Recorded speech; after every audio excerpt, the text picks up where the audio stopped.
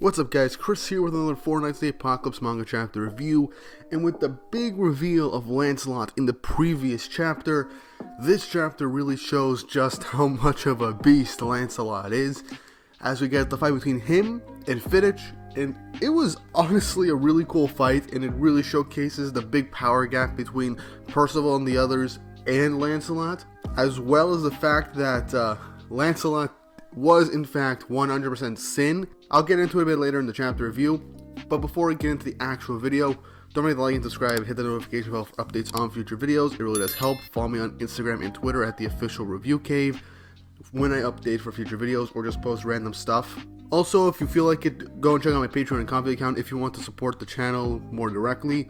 It really does help, and I can get more videos out as quickly as possible. And with all that said and done, let's get straight into the video. Chapter 49, aptly titled Lancelot. And I have to like this nice 2-page color spread of the main group staring at Lancelot with the lines shown upon him as he just killed a giant demon monster. As this aptly showcases how last chapter the light was shown on Sin, revealing his true identity as Lancelot. The first page is a color page of Lancelot in his full getup, and I have to say, I'm liking the red and white with the blonde hair. He does really look like Bond now, with not just his eye color in his face, but he's also taken the nice red garbs that Bond would usually wear, as well as the pattern of his usual clothing, but in a more like hunter-esque style. A bit more baggy clothing and stuff like that. But yeah, Lancelot's design is just overall cool. I am so happy he is part of the series right now, and I'm so glad that everyone was right about him being Sin. But yeah, let's continue as I talk about how this chapter plays out. Lancelot is basically facing off against Fidditch, as Percival and the rest are just in awe of the fact that Lancelot and Sin were the same person, and that he was a human, not a fox, and he doesn't look that much older than the rest of them. Now, Fidditch mentions that he's never heard the name Lancelot before, and is wondering what the hell's going on. If he's this well trained of a holy knight, he would have heard rumors of Lancelot. And Lancelot says the most badass thing ever. He basically just says the very simple thing. Rumors are spread by survivors. Fight me, and you don't. That's all there is to it. Fidditch is saying don't joke, but he's having an inner monologue. He's not kidding. We have to dispatch him at once. From his bow to his melee combat, he's fully left-handed. Now that's a nice touch, showing that Lancelot is left-handed. Though it would be cool if it was real that he was ambidextrous, showing that he can use both hands if need be. And his magic is transform, so he can transform freely into the fox form and make it harder to land a hit on him. As we get a nice panel of Lancelot smiling right at Fidditch. We get more of his inner monologue, basically going over what has happened in the previous chapter, as his offense is a very big problem. He managed to strike arrows in Elgin and Burgess' pressure points on the dot, but his fist managed to take down Dolo in one clean hit. And there's only one answer: kill him and don't let him strike back, as Lancelot's just asking, you done yet? And is wondering if he found out of a way to kill him by now. Fidditch just stares at him, then he disappears, as we see him right behind Lancelot, as he then moves again, as Lancelot is looking to try and find his movements. So Fidditch states that his magic is called haste, and it's why he's called the Thunderclap. And I like how everyone else is just kind of having a bit of a hard time figuring out where he's running towards. So I figured Thunderclap meant he would use like electrical powers or something like that, but this also makes very good sense. The fact that he's very fast, there's almost hear thunder. But yeah, he adds further speed to his well-trained body and enough power to cut any and all targets in two. So it also explains how he was quickly able to dispatch Dolo and cut him clean in half right in that instance without any real trouble. So he's racing around trying to hit Lancelot. He swings his first blade and Lancelot dodges. He then instantly appears behind Lancelot again and strikes again.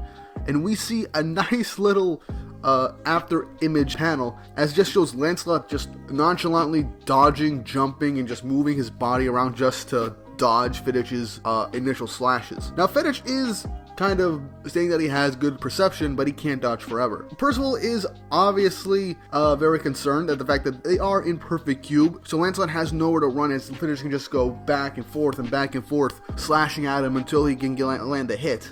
But the thing is, Lancelot is not fazed by this. And Fidditch is noticing this as well, as he's putting up fronts, basically like mocking Lancelot right in his face, as he's wondering what's going on. Why is he not hitting him once? And Lancelot just like, I'm nice and warmed up. And Lancelot states that being a fox puts me out of practice. He was technically out of the fox form for a good number of weeks, months he was in his fox form. Before that, I have no real idea, but it's possible that he just stayed in his fox form for a long ass time. So if he is kind of rusty, then that would show how big of the power gap really is. Fidditch is like, his reaction speed is unthinkable. In that case, can he react to this, as we get a panel focusing on his leg, and Lancelot, with swift movement, kicks Fidditch in the leg. Fidditch is like, he didn't even telegraph that leg kick. He didn't telegraph that kick to begin with at all. Now he wants to put some distance, but then Lancelot sweeps his leg and then kicks him against the ball of the perfect cube, hitting a pretty decisive hit. And I like how Percival and Donnie are kind of like shocked and like confused at the same time, wondering, did you just see that? As Fidditch is getting up and is wondering, can I do nothing against you? As Lancelot just asks him a question, does one of his friends wear a helm with a star-shaped visor? As Fidditch then shudders and asking what he means. But Lancelot states, okay, you do know him, but you're not acquainted to him. And he keeps going on, asking another question. Do you know where Dubs, master craftsman of the Giants clan, is? And now Fidditch is confirming what has been going on this entire fight. As Lancelot's response is, aw man, you don't, huh? As he states that Lancelot can read his mind. And I like that nice reveal, because if we go back to the Lancelot one-shot, it is revealed that he has awakened the same powers to read minds as his mother, Elaine. Now I'll go over why he asked these two particular questions at the end of the video in a very brief aspect, and these aspects could be another video in and of itself, which I do plan to do. But yeah, I like that we got the confirmation that Lancelot can read minds for those who did not read the Lancelot one-shot, as he is half human and half fairy. Now, I'm curious when we're going to get that Lancelot one-shot printed. Either way, I like Fidditch's reaction to this, and everyone's just shocked at the fact that Lancelot can read his mind. So it makes perfect sense that every time Fidditch was going to telegraph a hit, whenever you telegraph a hit, you always have to think about what you're going to do first. So this entire fight, Lancelot has just been reading everyone's minds just to read their movements, which is why he was basically untouchable for this entire fight. But just as everyone realizes what Fidditch just said, he uses a spell bead that contained absolute cancel, canceling out the perfect cube. And the magic wall is gone, and he uses the gust of wind that is created when perfect cube is dissipated from absolute cancel to run away as fast as he can. And he calls his horse Sleipnir, the flying horse that Dolo and Burge rode to catch up to Percival and the gang like 4 chapters ago, as he begins to go to try and find his way back to Camelot. And he states, as he's running away, he'll make sure that everyone knows his name far across Camelot, and that he will be doggled and pursued as one of the 4 Knights of the Apocalypse. I mean, we do know that he's going to be one of the 4 Knights of the Apocalypse, and I feel like next chapter he's going to say, I am one of the 4 Knights of the Apocalypse, that's why I've been gathering you guys around. But just as he's running away, Lancelot asks Donnie for his knife, and Percival's asking what he's doing as he's getting ready to hold the knife in a very nice position. He points it in the direction of Fidditch and states, Shining Road, as he creates a magical light slash that's tracking and going towards Fidditch. And as he's trying to shake it off, the light that's traveling across the ground rises up and hits Fidditch and his horse straight up, and we see how this literally tore them apart, killing them instantly. Again, showing how strong Lancelot is. End the chapter with Lancelot just reaffirming what he stated earlier. Anyone who fights me never comes back alive. With the rest of the group just in shock of what they just saw. As the chapter ends.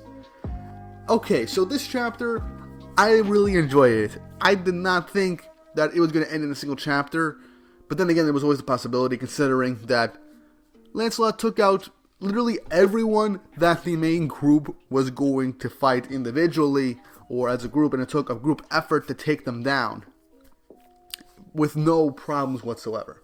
But Fidditch was the leader. I expected a bit more of a hard-fought fight.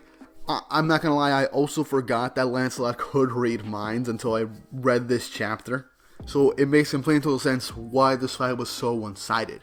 That and the fact that Lancelot is incredibly well trained, and he's also the son of Bon and Elaine, so he's obviously going to be a lot stronger, both physically and with magical power, due to his parents being who they are. But this was a really nice fight, showing off how Lancelot can survive, how it has survived thus far, and how easily this entire quest could have been if Lancelot had revealed himself. Now, here's my thing. I think Lancelot didn't reveal himself for the core purpose of getting Percival to get stronger. Because the way he saw Percival awaken his magical power for the first time at 16 years old against one of the Holy Knights, despite him having unnaturally superhuman strength, he had recently just awakened his magical power as he saw his fight with Pelgard back in Chapter 5. So, what happens? He figures he brings him to Leonis to help hone his skills and bring him up to his level. But with them being pursued by multiple Holy Knights, he decides to take the opportunity to be the strategist of the group, basically being Percival's brains, and try and get him to train up, to get stronger by the time they reach Leonis so they can fight off whatever Holy Knights they can. Now, Donnie, An, and Nazianz just came along for the ride, but he took that initiative to get them stronger as well, especially in this current arc, as instead of revealing his identity right away or against the fight back against Ardberg back in the Peaks of Fear arc when Gother was introduced, was primarily the fact that, well, he wanted to get these kids up to speed. They were weak, but they had skills and potential, so he wanted to get them as strong as possible and only reveal his identity if absolutely necessary. Also, this chapter does want to confirm that it was Lancelot that took out all the Chaos creatures back in the Sasana arc with ease, as Shining Road was basically the very same attack we saw, even though we didn't get the name, it was the very same attack we saw in the Sasana arc that wiped out all those Chaos beasts.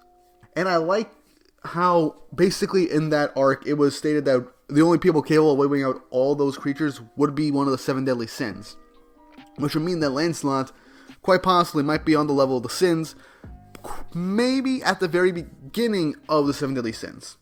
At least the level of like Bon, King, and the Yan. But this is all speculation, as he is incredibly strong, and either way, this was a really good fight. I liked the showcase of Lancelot's skill and potential. We did not see every trick up his sleeve, but what he asked, a knight with a star-shaped visor, and Dubs, the master craftsman of the Giant Clan. Now, Dubs we saw in the 7 Deadly Sins movie, and he is still alive. But why would he ask for him specifically? Perhaps, maybe they managed to want to find Dubs so they can create a new eternal coffin, or maybe Lancelot himself wants to find Dubs to try and find a way to destroy the coffin of eternal darkness, or like a key in case something happens if they do get the coffin, like a countermeasure for Dubs to create. Now, the 5-star visor, it could have something to do with maybe his parents, his teacher Jericho, or maybe one of his friends. Or maybe his kingdom of Benwick in general that Bon and Elaine preside over. There's just no telling.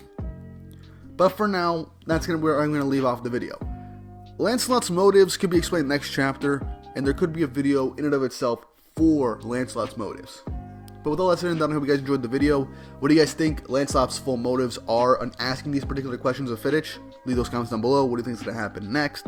Do you think we're finally going to get to Leonis now that Lancelot has revealed his identity to the rest of the group? And also, do you think that everyone's going to accept the fact that that Lancelot had all this power and just didn't help them initially in all their tough fights? Leave your thoughts and opinions down below. And with all that said and done, have an awesome day.